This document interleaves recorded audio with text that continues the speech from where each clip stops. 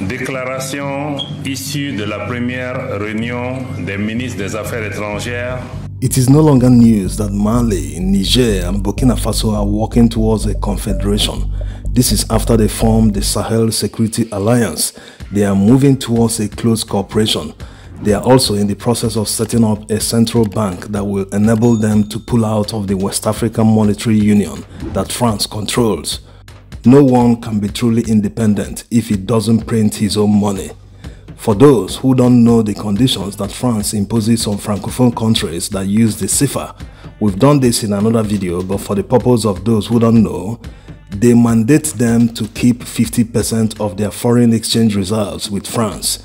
So considering that many of these countries export natural resources, when they receive payments for these exports, they are required to withdraw half of the money alone because they all make up part of the foreign exchange reserves. Another strange condition that France imposes on them is the ratio of money supply in their countries. Their foreign reserves that France holds must be more than the money supply in these countries at a ratio of 20:1. That means if they have the equivalent of 20 billion CFA in foreign exchange reserves, they are only allowed to have about 1 billion CFA in circulation in their country. So basically, they have money they can't use. They are forced to store a huge percentage of their own money in France, which will ultimately push them to resort to borrowing since they can't use their own money. And the more money they make, the more money they are required to keep in their foreign reserves. And when French banks lend them money, how are they even sure that it's not their money they are lending back to them? So sort of paying interest to use your own money. This is a huge price to pay for enjoying exchange rate stability and low inflation, which France guarantees. What it means in the long run is that the francophone countries using CFA have a limit their economy can expand. It's difficult to get out of the cycle. In fact, they can be considered fully independent because France controls their economy.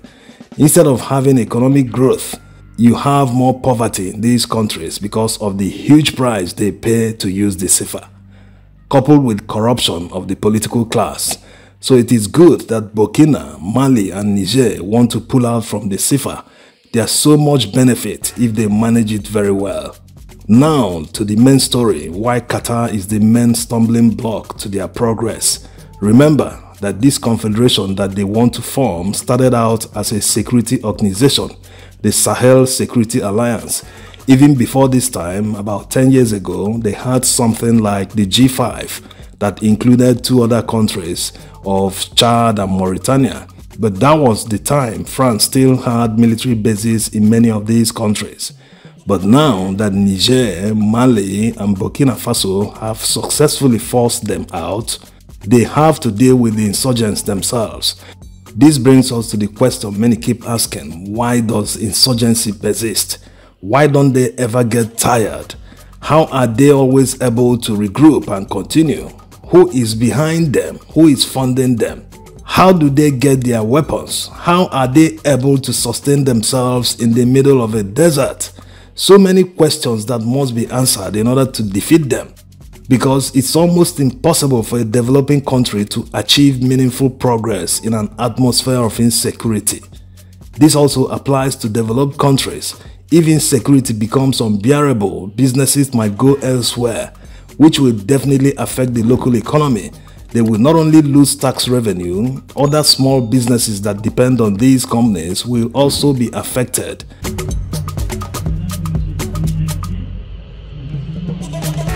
So security is very important. That's why the Sahel countries must deal with it so that they can be able to grow their economies without hindrance. One of the result-oriented ways of dealing with the insurgency is to cut off the source of their funding. That's if you can find it, because they don't transact through the banking system. And if you don't have a money trail, you can't trace where it started or where it terminated. They are aware of this. That's why they mostly deal in cash. It is also easier for them if they don't have to go through third parties to receive the cash. When a state is behind them, they can take millions of dollars in cash and deliver it to them, no questions asked. That's exactly what Qatar is doing in the Sahel. It didn't start today. It started in the 80s through charities and institutions they were channeling funds to. It became open during the time militants took control of many parts of northern Mali. That was in 2012. They simply took advantage of the confusion that followed the military coup in Mali at the time.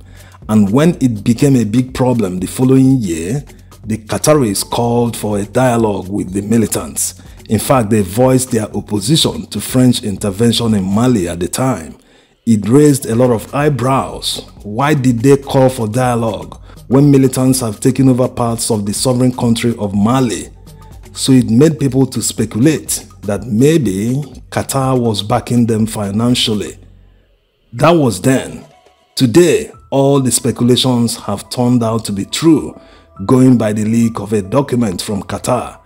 The leak, revealed by Washington, D.C.-based Middle East Research Institute, shows a letter written by the Qatari Minister of Economy and Finance to the Emir of Qatar. It reads in part, "I wish to refer to Your Excellency's letter of April 4th, 2011, which includes the esteemed directions from Your Highness the Emir of the country regarding sending urgent monetary support to the Islamic opposition movements in northern Mali and to the Organization of the Sahel and to the Sahara in the amount of $15 million US. This sum must be distributed with the knowledge of the State Security Service represented by this under the section of humanitarian support. I wish to inform Your Excellency that in the implementation of the esteemed directives, the sum of the support in cash in the amount of $15 million was delivered to the State Security Service." So basically, this letter shows the Qatari authorities actively supporting the militants. Notice how it says in cash. This is just one letter that shows $15 million was delivered. There's obviously more being delivered, and remember, around the time this started in 2012 and 2013, the Qataris were flying in the so-called humanitarian aid into northern Mali. It was very known. It's not as if it was a secret. The French weekly magazine Le Canard Enchaîné wrote an article about it at the time. They called it, quote, "Our friend Qatar is financing Mali's Islamists," unquote. In the article, they cited a source from the French military intelligence that told them that many different groups of militants in West Africa have all received money from Qatar. France 24 also wrote in one of their articles at the time that two French politicians openly accused Qatar of giving material support to separatists and Islamists in northern Mali. Also, as recent as October this year, during the visit of Emir of Qatar to Germany, Bild, the popular German magazine, published this headline: "Schools welcomes the top sponsor of terror." It's not as if Bild has a good reputation in Germany or that many people take them seriously, but it shows that it was not even a secret. Many people know about it. Even the US has one of their largest military bases in the Middle East in Qatar. The intelligence community is aware of it, so the question arises, why do they do this? Why is it their state policy to destabilize sovereign countries? This is a very serious issue, not just in Mali, Burkina and Niger, but also in Nigeria, because several insurgent groups already freely operate in Nigeria. It's a threat to the whole sub-region. No country can make progress without solving their security challenges. Mali is very rich in gold and other natural resources. So is Burkina Faso and Niger. So you can understand why there's conflict in the region. If these countries are able to harness their natural resources and even add value to them, their countries will quickly become prosperous.